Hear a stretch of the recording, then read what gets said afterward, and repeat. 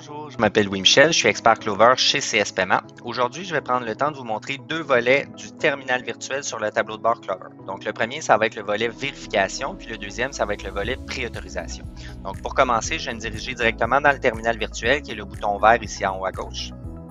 Donc, en rendant ici, je vais avoir en fait un menu déroulant qui va apparaître. Donc, le menu déroulant me montre les différents types de transactions que je peux faire à partir du terminal virtuel. Comme je vous disais, ce qui nous intéresse aujourd'hui, c'est la vérification de la carte ainsi que la préautorisation. Donc, si je commence par la vérification de la carte, c'est vraiment pas compliqué. Vous avez toujours le bouton Guide Me ici qui va pouvoir vous donner des petits trucs à savoir qu'est-ce qu'on doit mettre comme information et à quel endroit, ce qui est un peu un petit sommaire de ce que vous voyez en ce moment dans la vidéo. Donc, ici, je peux mettre, exemple, si j'ai un client existant, que je connais déjà le client, je peux mettre simplement son nom. Ça va me sortir la liste des clients existants dans votre base de données. Si jamais je veux créer un nouveau client, je peux cliquer ici, puis créer le nouveau client tout simplement. Puis, je vais mettre le numéro de la carte. Donc, disons que je fais un test ici avec une carte qui est fictive, évidemment. Essayez pas de la récupérer à la maison, ça ne fonctionnera pas. OK? Je vais mettre le code ici, puis une adresse fictive. Voilà. OK. Donc, si je fais vérifier la carte, à ce moment-là, ça va me dire que la carte, elle est valide et fonctionnelle. Si jamais c'est décliné, la carte, par exemple, elle est volée ou elle est expirée, ça va vous donner le code là, décliné tout simplement. Pas plus compliqué que ça. Si on tombe au niveau du volet préautorisation, dans ce cas-là, le volet préautorisation va servir souvent pour un gel de fonds. Donc, un peu comme quand on va à l'hôtel ou on fait un prépaiement à la pompe à la station-service, ça va geler une partie, un montant X. Puis à ce moment-là, vous allez soit pouvoir facturer la totalité, une partie ou simplement annuler la préautorisation. Donc, à ce niveau-là, on va venir inscrire le montant. Donc, disons que je vais faire une préautorisation de 100 $. Je vais pouvoir mettre ici une note. Donc, soit une note, un numéro de facture, un numéro de client ou peu importe la façon, l'outil qui peut vous permettre en fait de qualifier ou d'identifier cette transaction-là dans vos systèmes informatiques. On va toujours suggérer de cocher il s'agit d'un courriel ou d'une vente par téléphone. Donc, à ce moment-là, ça vient juste spécifier puis clarifier comme quoi que c'est une vente par Internet ou par téléphone. Aussi simple que ça. Ensuite de ça, pour le client, même chose que pour la vérification. Si c'est un client existant, vous écrivez son nom. Ses coordonnées vont se mettre automatiquement dans les champs sélectionnés. Si on veut ajouter un nouveau client à ce moment-là, on va simplement créer le nouveau client. Les informations vont s'enregistrer dans votre base de données.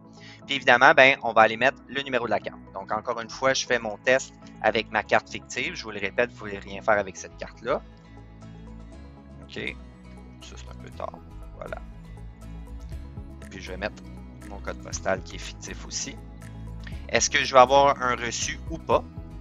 Donc, à ce moment-là, dans ce cas-là, je ne vais pas mettre de reçu. Puis, je vais simplement préautoriser le paiement. Voilà. Donc, j'ai un prépaiement qui a été fait. Le paiement a été autorisé. Je le vois bien ici. Donc là, je termine.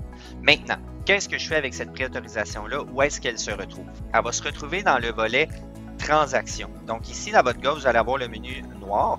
En cliquant sur Transactions, vous allez voir, il y a un onglet ici, Autorisation. Donc, en cliquant sur ce volet-là, ça va vous montrer les autorisations que vous avez faites. Puis, je la vois bien ici. OK? Donc là, si je tasse ma petite bulle ici comme ça, si je clique sur les trois petits points, je vais avoir ici comme ça, effectuer la transaction, annuler l'autorisation ou envoyer le reçu. Donc, si j'envoie le reçu, je peux l'envoyer par email ou par message texte au client. Si, exemple, je vais venir faire ici, annuler l'autorisation, ça va simplement l'annuler. Puis si je fais effectuer la transaction, à ce moment-là, ça va me demander c'est quoi le montant que je veux facturer. Donc, disons que j'avais fait un gel de fonds de 100 $, mais qu'au final, je veux seulement lui facturer 50. Je vais simplement mettre le 50 $, puis je vais charger. Voilà. Donc, la transaction de 50 $ a été effectuée. Évidemment, ici, je n'ai plus ma transaction en préautorisation parce que le paiement a été effectué. Donc ici, si je m'en vais dans Paiement, je vais voir mon paiement qui a été effectué, qui a été complété. Donc en date d'aujourd'hui, à 4h51 p.m. Si je vais voir mon détail ici, la carte de crédit, j'ai mon détail avec le reçu, afficher le reçu de paiement. Puis je vais voir ici qu'est-ce qui a été fait, puis c'est quoi le montant de la transaction. Aussi simple que ça. Maintenant, si je vais cliquer ici, je vais voir Missing Translation. En réalité, c'est le montant qui a été gelé initialement, puis le montant du paiement qui a été facturé officiellement.